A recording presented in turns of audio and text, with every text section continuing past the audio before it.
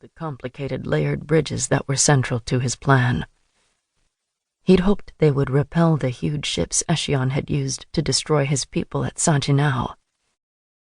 In the end, Echion himself had arrived in the form of a giant dragon made of smoke. He'd tried to snatch General Tzu with his claws, but Bingmei had shouted a warning just in time.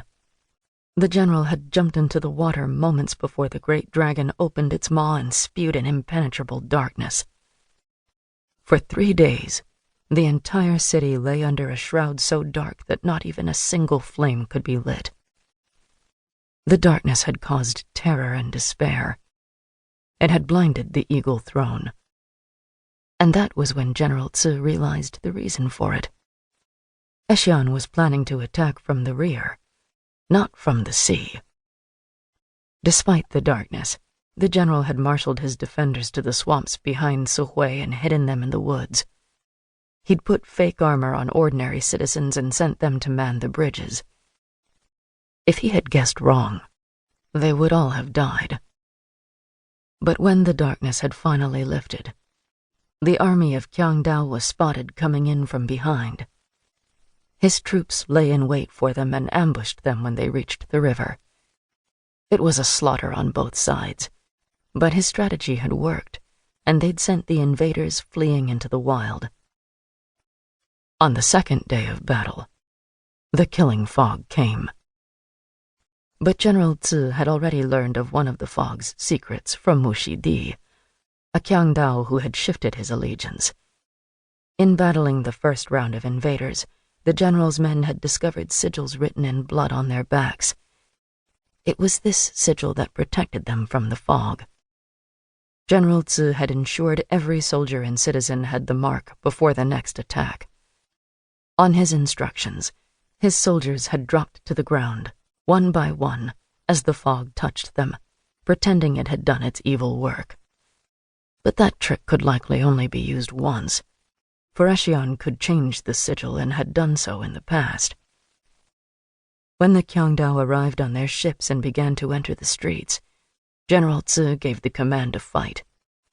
The dead sprang to life and attacked, surprising Echion's army and winning the day. The taste of victory was sweet, but General Tzu had known even then that each day would bring its own challenges. Past success meant nothing about the future. While the armies of Suhui rejoiced, he paced and worried. His concern was well-founded. The enemy wasn't disheartened at all. In fact, they were enraged. The next day they attacked on both sides at once.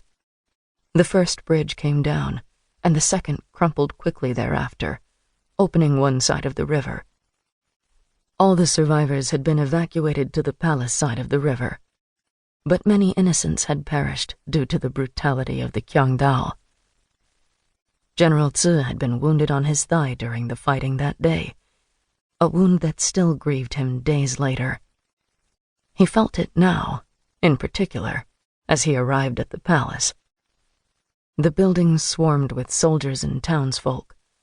People shouted at him, demanding answers, the fear in their voices scraping down his spine.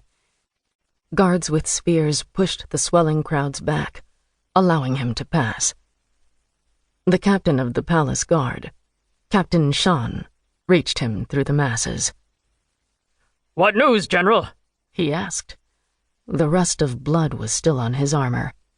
He was a huge man, one of the strongest in the city, and had joined in the fighting at critical moments. "We've lost the third bridge," General Tzu said curtly. Captain Shan's face darkened. "Is it the end?"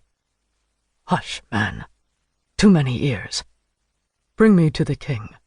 I'll give you both the news." The interior of the palace smelled of sweat and cinders. When General Tzu had first arrived as a refugee, he'd been impressed by the splendor of Suhui's wealth. But such things mattered very little in the thick of war.